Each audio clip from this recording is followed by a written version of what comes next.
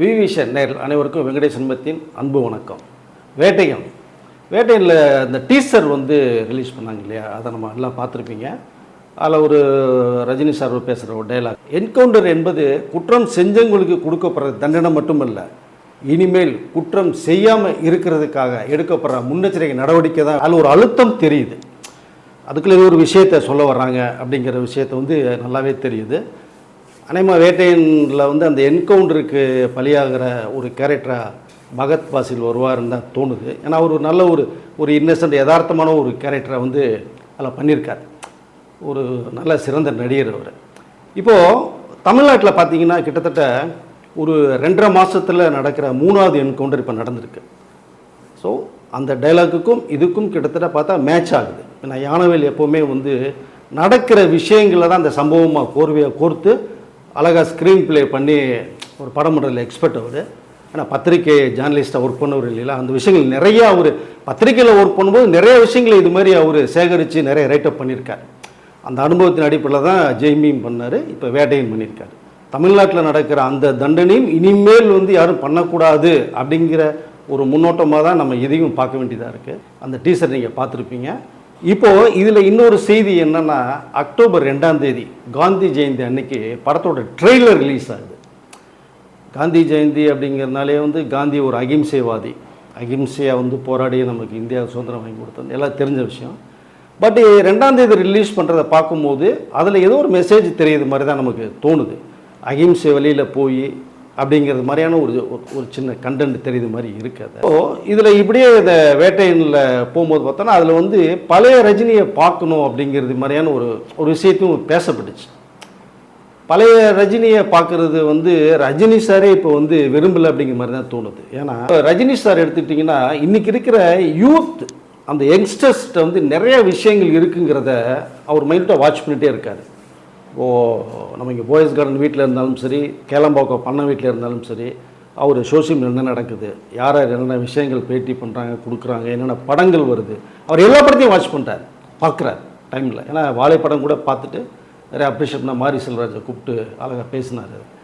இப்படி அவர் இன்றைக்கி கரண்ட்டில் யார் இருக்கா எப்படி அப்படிங்கிற வந்து வாட்ச் பண்ணிட்டு இருந்து தான் நிறைய பேரை சந்திக்கிறார். அவர் நல்ல படங்கள் இருந்தால் கூப்பிட்டு அப்ரிஷியேட் பண்ணுறார், என்னென்ன கதைகள் இருக்குதுன்னு கேட்குறாரு. இப்போ ஜெயிலில் கூட பிளாக் காமெடின்னு ஒன்று வந்தது. ஆனால் பிளாக் காமெடினா என்னன்னே எனக்கு தெரியல.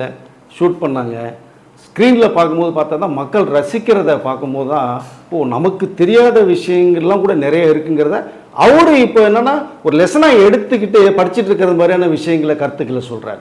பட் அது ரொம்ப நல்ல விஷயந்தான் அதை.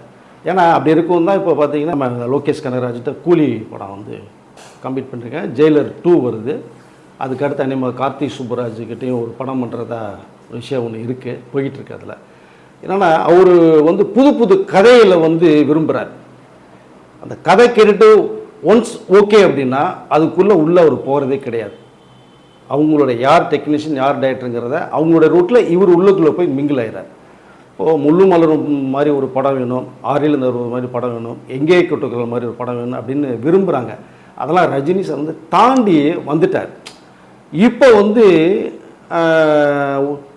அவர் ஒரு கமர்ஷியலாக இன்றைக்கி என்ன தேவை, இன்றைக்கி இந்த 2K கிட்ஸ் வந்து நிறைய விஷயங்களை பார்த்தீங்கன்னா தட்டி விட்டு போயிட்டே இருக்காங்க லேஸ்.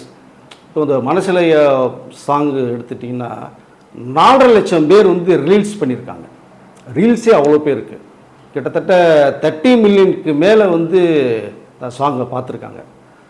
ஸோ அதனால் என்ன இருக்குது ஏது இருக்குங்கிறதே வந்து சர்ப்ரைஸாக இருக்குன்னு ஒரு விஷயத்த சொல்கிறார். அதை அந்த மனசில் சாங்கில் கூட தினேஷ் மாஸ்டர் கம்போஸ் பண்ணும்போது அவர் ஏஜுக்கு ஏற்ற ஒரு மூமெண்ட்டை வச்சுருக்காரு. அந்த மூமெண்ட் பார்த்தீங்கன்னா இன்றைக்கி வந்து பயங்கர ஹைலைட்டாக இருக்குது.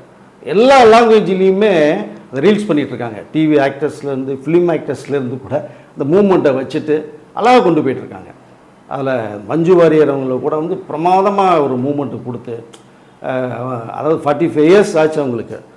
பார்த்தீங்கன்னா அந்த ஒரு சேரீயில் அந்த கூலிங் கிளாஸ் போட்டுட்டு ரஜினிக்கு ஈக்குவலாக ஒரு லைட் மூமெண்ட் பார்த்தீங்கன்னா இன்றைக்கி ரொம்ப கிளாஸாக இருக்குது. அந்த மூமெண்ட்டும் சரி, அந்த சாங்கும் சரி. அனிருத் வந்து அழகாக பண்ணியிருக்காங்க. இப்போ லிரிக் ரைட்டர் கூட எடுத்துட்டிங்கன்னா பெரிய பாடலாசிரியர்கிட்ட கூட ரஜினி சார் வந்து அவர் போகலை. சூப்பர் சுப்பு அவர் சாதாரண ஒரு ரஜினி ரசிகர் தான். ஜெயிலருடைய மிகப்பெரிய வெற்றிக்கு வந்து அந்த ஒரு பாட்டு வந்து நின்றுச்சு. படம் டோட்டலாக வேற காலம் நல்லா இருந்தது அப்படிங்கிற ஒரு பக்கம் இருந்த கூட இந்த பாட்டு ரொம்ப நின்றுச்சு இல்லைங்களா. அது மாதிரி இதுலேயும் மனசுலையும் சூப்பர் சுப்பு, விஷ்ணு 2 பேரும் சேர்ந்து எழுதியிருக்காங்க அந்த பாட்டு. வரிகள் ஒன்று அலப்பறை கலப்புத்தது. அதாவது இந்த சொடக்கு போட்டா சம்பவம் அப்படிங்கிறதெல்லாம் பார்த்தீங்கன்னா ரொம்ப வேறு லெவல். அப்புறம் அறிவு, ஹண்டர் வரார் அப்படிங்கிற வேட்டையன் வராருங்கிறது மாதிரியான ஒரு சாங்கில் வந்து அநேகமாக அது டைட்டில் சாங்காக தான் இருக்கும் நினைக்கிறேன். அங்கங்கே பிஜிஎம் மாதிரி அழகாக கொண்டு வந்து அதை வந்து ஒரு கோர்வையாக கொண்டு வந்திருக்காங்க படம் பூரா அப்படிங்கிறது தெரியுது. மொத்தத்தில் வந்து வேட்டையன் படத்தோடைய இந்த ரிசல்ட்டு இதெல்லாம் பார்க்கும்போது இன்றைக்கி இந்த ட்ரெண்டில் பரபரப்பாக பேசப்பட்டிருக்கிற ஒரு விஷயம். மற்ற படங்கள் எல்லாமே வந்து அப்படி சைலண்ட் ஆனது மாதிரி இருக்குது. இந்த வேட்டையன் ஃபீவர் வந்து அக்டோபர் 10க்கு மேலேயும் அது தொடர்ந்துகிட்டே தான் இருக்கும்னு நினைக்கிறேன் இந்த ஃபீவர். இதை இப்போ இதுக்கு முன்னாடி வேட்டையன் வந்து இந்த ஆடியோ ரிலீஸை பற்றின ஒரு விஷயத்தை நான் ஒரு வீடியோவில் போட்டிருந்தேன். அது வந்து எனக்கு கேரளா இதில் எல்லாம் கொஞ்சம் நம்ம ஆட்கள்கிட்ட இருந்து எல்லாம் பார்த்துட்டு ரிவ்யூ வந்து நான் பண்ணினேன். அந்த ரிவ்யூக்கு வந்து அவங்க ரிவ்யூ பண்ணியிருந்தாங்க. அதில் வந்து நம்ம ஆக்டர் தேவன் சார் வந்து எனக்கு ஒரு வாய்ஸ் மெசேஜ் வந்து போட்டிருக்காங்க ரிவ்யூவை பார்த்துட்டு. அவர் வந்து பாஷா படத்தில் வந்து ரஜினி சார் கூட வில்லனாக பண்ணியிருப்பார். ரஜினி சார் வந்து மாணிக் பாஷா, இவர் கேசவன் அப்படிங்கிற ஒரு கேரக்டரில் தேவன் சார். நான் இந்த வீடியோவில் அவருடைய வாய்ஸையும் நான் ஆட் பண்ணுறேன், நீங்கள் கேளுங்க. நீங்கள் உங்களோட இந்த வேட்டையன் படத்தோட அந்த பேச்சியும் பார்த்தேன் சார். பார்த்து ரொம்ப ரொம்ப ஜென்யூனாக இருக்கேன். அந்த உங்களோட கமெண்ட்ஸ் எல்லாம் ரொம்ப ஜென்யூனாக இருக்கேன். ஏன்னா அது அந்த வேட்டையனோட ஒரு வீடியோ, அந்த சாங்கோட ஒரு வீடியோ பார்த்தேன். அந்த அந்த டான்ஸ் மூமெண்ட்ஸ் வந்து பிரமாதமாக இருக்கு, ரொம்ப பிரமாதமாக பண்ணிருக்கு. அதில் இந்த மஞ்சு வாரியர் இருக்குல்ல, அந்த இதில் அந்த மூமெண்ட்ஸ் எல்லாம் ரொம்ப பிரமாதமாக இருக்கு. நீங்கள் சொன்னது கரெக்ட் தான். அந்த அவர் வந்து எவ்வளவு இது இருந்தால் கூட ஒவ்வொரு படத்தும் வரும்போது இம்ப்ரூவ்மெண்ட்டு, அந்த பழைய ரஜினிகாந்த் அது மாறிட்டு இருக்கு. அதுதான் ரொம்ப அதிசயமாக இருக்கு. இப்போ நான் அந்த சாங் பார்த்தப்போ, வேட்டையனோட சாங் பார்த்தப்போ அதில் அந்த மூமெண்ட்ஸ் எல்லாம் ரொம்ப பிரமாதம் பண்ணியிருக்கு. அவர் பியூட்டிஃபுல், ரொம்ப நல்லா இருக்கு. ரொம்ப எதிர்பார்க்குற மாதிரி அந்த படம் வந்திருக்குல்ல. அக்டோபர் 10 தானே ரிலீஸ். சரி, ஓகே. உங்கள் அந்த கமெண்ட்ஸ் ரொம்ப நல்லா இருக்கு, ரீசனபிளாக இருக்கு, அப்புறம் வந்து ஜென்யூனாக இருக்கு. நைஸ். ஸோ கிட்டத்தட்ட எல்லாருடைய பார்வையிலையும் இந்த வேட்டையன் வந்து மிகப்பெரிய ஒரு எதிர்பார்ப்பில் வந்து இருந்துகிட்டு இருக்கு. அந்த படம் வந்து அக்டோபர் 10 ரிலீஸ். அது மிகப்பெரிய ஒரு வெற்றி படமாக தான் அமையும். இதுக்கடையில் வந்து டைரக்டர் முள்ளுமலரும் அப்படிங்கிற ஒரு விஷயத்தெல்லாம் எடுத்தாங்க. ரஜினி சாருடைய பெரிய ஹிஸ்ட்ரியில் வந்து முள்ளுமலரம்லாம் எடுத்திங்கன்னா மிகப்பெரிய ஒரு பிரேக். ஃபேமிலி ஆடியன்ஸை வந்து ரஜினி சார் ரொம்ப லைக் பண்ண படங்கள். அது முன்னாடி வில்லனை தான் கொடுமையான வில்லனாக பண்ணியிருப்பார். நீங்கள் 3 முடிச்சு காயத்ரிலாம் பார்த்தீங்கன்னா அவருடைய இந்த டெரராக இருக்கும் அந்த வில்லன். இந்த சிகரெட்டை தூக்கி போட்டு பண்ணுற பயங்கர டார்ச்சர். ஸோ அவர்கள்னு ஒரு படம், அதில் சுஜாதாவை அவ்வளோ டார்ச்சர் பண்ணுவார். பார்த்தீங்கன்னா ரஜினியை பார்த்தாலே ஒரு பயமாக இருந்தது ஃபேமிலி ஆடியன்ஸ், இப்படி அப்படி இப்படின்னு சொல்லி. ஆனால் முழு மலர்னு ஒரு படம் வந்து கொடுத்து மகேந்திரன் சார் வந்து அவருடைய ஜேர்னலே ரூட்டையே மாற்றினார். அதாவது அவருடைய ஹிஸ்ட்ரியில் வந்து பல படங்கள் வந்து ஒரு ரெக்கார்ட் பிரேக் இன்றைக்கும் அது சொல்லப்பட்டுக்கிட்டே இருக்கும். இன்றைக்கி யானவேல் வந்து முழு மலர்த்தி சொல்கிறாரு அப்படின்னா அவருடைய அந்த ஆக்டிங் பெர்ஃபார்மன்ஸை பார்த்து தான் அதை. ஆனால் ரஜினி சார் அதுக்குள்ளே போக இப்போ அவர் இது லைக் பண்ணலை. காரணம் என்னென்னா ஃபேமிலி சென்டிமெண்ட்ஸ் அவர் பல விஷயங்களை கடந்து வந்துட்டார்.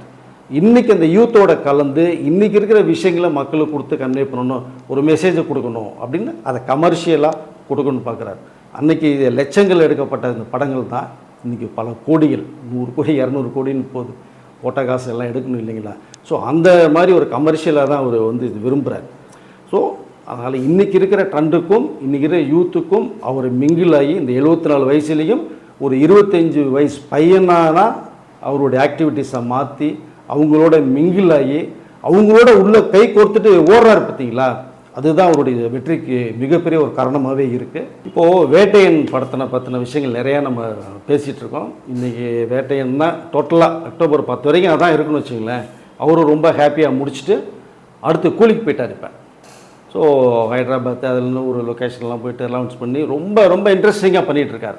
அந்த கூலி படத்தோட செட்டில் கூட பார்த்தீங்கன்னா மனசில் சாங்கை வந்து டான்ஸ் எல்லாம் ஆடி அது லோகேஷ்க்கு வந்து எந்த அளவுக்கு பிடிச்சிருந்தா அவ்வளோக்கு பெரிய அந்த க்ரௌட்லேயும் டெக்னீஷியன் மத்தியிலையும் ரஜினி சார் கூச்சமே படாமல் அந்த மூமெண்ட்டை கொடுத்து அதை ஷூட் பண்ணி அதை ரீல்ஸாக போட்டு அது ஒரு பக்கம் பரபரப்பாக போயிட்டுருக்கு. இப்போ கூலி வந்து ரஜினி சார் ரொம்ப இன்ட்ரெஸ்டாக பண்ணிகிட்ருக்கிற ஒரு படமாக வந்து சொல்லியிருக்காரு. அவரோட இருந்த மற்றவங்களாம் பேசும்போது தெரிகிற விஷயந்தான். அது காரணம் என்னென்னா அதில் வந்து ஒரு வில்லன் கலந்த ஒரு ஹீரோயிஸாக ஒரு பெரிய டானில் பண்ணுறாரு. ரஜினி சார் பண்ண தீன்னு ஒரு படம் அது லோகேஷ்க்கு ரொம்ப பிடிச்ச படம்னு சொல்லியிருக்காரு. அதில் இதையும் மேட்ச் பண்ணி பார்க்கும்போது கிட்டத்தட்ட அதில் வந்து ஒரு பெரிய டானாக ஒரு பயங்கர ஸ்டைலாக அந்த ஸ்பீடு சிகரெட் பிடிக்கிறது அதெல்லாம் பயங்கரமாக பண்ணியிருந்தார். இதுலேயும் பார்த்தீங்கன்னா அந்த ஒரு டான் அந்த ஸ்டைலிஷான ஒரு கேரக்டர் வந்து ரஜினி இதில் வந்து கண்டிப்பாக நம்ம பார்க்கலாம். அதில் அந்த தீ சிம்டம்ஸோடைய ஒரு விஷயத்துக்கு எதுக்காக சொல்ல வந்தோன்னா அதில் வந்து ஒரு பில்லை ஒன்று கட்டியிருப்பார் இங்கே அந்த ஆர்பர் தொழிலாளி அவர் ஒரு படத்தில். அதில் பார்த்தீங்கன்னா ஃபஸ்ட்டு ஆர்பர் அதான் காமிச்சிருப்பாங்க. இதுலேயும் டீச்சரில் கூலியோ டீச்சர் பார்த்தீங்கன்னா ஆர்பரை காமிச்சிருப்பார். அதில் 786 அப்படிங்கிற ஒரு வில்லை கட்டிட்டு தான் வருவார். இதுலேயும் பார்த்தீங்கன்னா வில்லை கட்டியிருப்பார் 1428 சம்திங் ஒரு நம்பரில் வரும். அதில் ஒரு டான் இதுலேயும் ஒரு டான். அதில் வந்து தீ வந்து சூப்பர் டூப்பர் ஹிட்டான படம் ஒரு ஸ்டைலாக ரஜினியை பார்த்தேன். அதை கூலிலையும் பார்த்தீங்கன்னா லோகேஷ் வந்து ரஜினி சாரை வந்து அந்த தீயோட ஒரு மாஸ் கிரியேட்டாக காமிக்கணும்னு சொல்லி பயங்கர ஸ்டைலிஷாக அவரை செதுக்கிக்கிட்டு இருக்கார். கண்டிப்பாக அழகான ஒரு சிற்பம் கிடைக்கும் இந்த லோகேஷ்க்கு. நம்மளும் ரஜினி சாரை வந்து ஒரு ஸ்டைலிஷான ரஜினியாக இருந்தால் 80s பார்த்த ஒரு ரஜினியாக இருந்தால் கண்டிப்பாக இதில் நம்ம பார்க்கலாம்.